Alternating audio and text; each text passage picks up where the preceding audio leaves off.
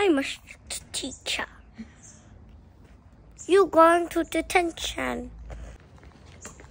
I get ready now. We're gonna go to our play. I'm wearing Mickey Mouse. Hello everyone, সবাই কেমন আছেন? আজকের এই ভিডিওটি হচ্ছে আমাদের একটা হলিডে ভিডিও, মোস্ট অ্যাওয়েটেড। আমরা অনেক দিন থেকে ওয়েট করতেছিলাম যে কবে হলিডেতে যাব, কিন্তু প্ল্যান করতে পারছিলাম না সময়। তারপরে আর একা যেতে কোথাও ভালো লাগে না, একটু গ্রুপ করে গেলে তাহলে ভাল লাগে, বাট কারোর সাথে কারো স্কেজুয়াল মিলতেছিল না। সো ফাইনালি হঠাৎ করেই আমাদের প্ল্যান হয়েছে, যেহেতু আমরা সাউথ অস্ট্রেলিয়া থাকি, অ্যাডিলেডে। সো অ্যাডিলেড থেকে প্রায় 200-300 কিলোমিটার দূরে একটা দ্বীপ আছে, আইল্যান্ড, ক্যাঙ্গারু আইল্যান্ড। সো আমরা প্ল্যান করলাম যে আমরা ওখানেই যাব।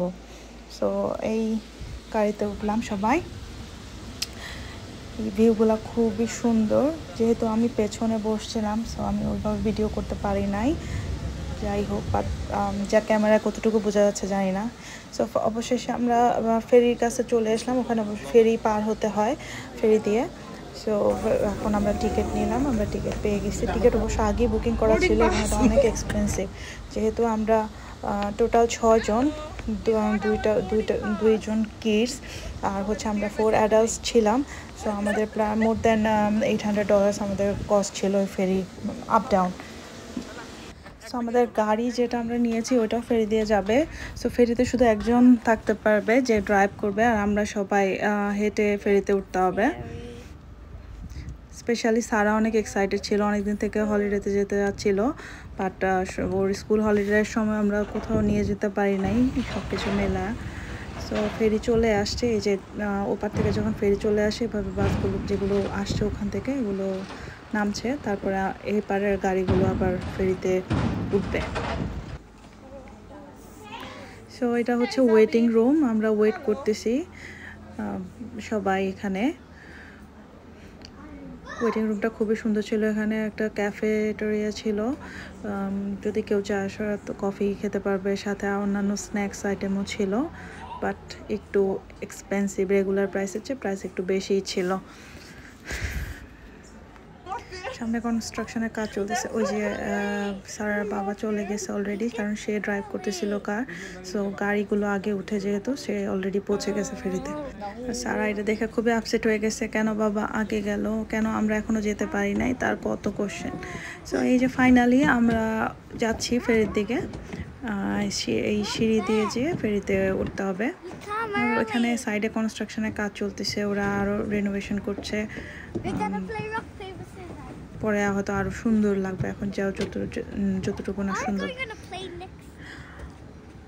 আমার কথা অতটা স্ক্রিপ্টেড না, যেহেতু আমরা যা হচ্ছে আমি তাই বলতেছি। সো স্ক্রিপ্টেড না, অত গুছিয়ে আমি কথা বলতে পারি না, ক্ষমা সুন্দর দৃষ্টিতে দেখবেন। আপনারা যারা ভিডিও করেন তারা হয়তো আরও অনেক সুন্দর করে কথা বলেন। সো ফাইনালি যে আমরা ফেরির ভিতরে চলে আসছি, এটা হচ্ছে নিচতলা, বাট আমরা উপরে চলে যাব, যেহেতু আমাদের সাথে ফুড নিয়ে এসেছি, কিছু খাবার দাবার অনেক কিছু নিয়ে এসেছি, আমরা খাবো।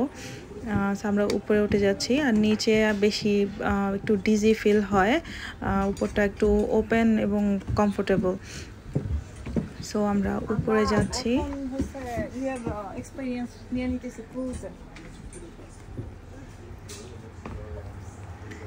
এই তো আমরা উপরে চলে এসেছি,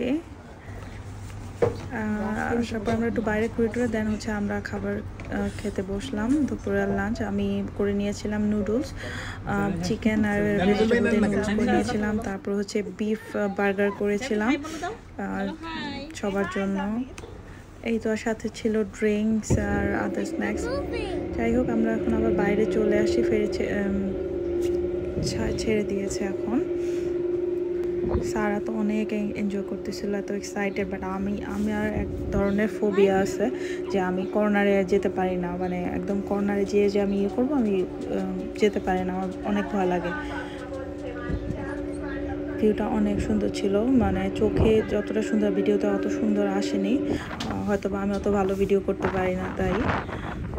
তো আমরা অলমোস্ট সমুদ্রের মাঝখানে এখন।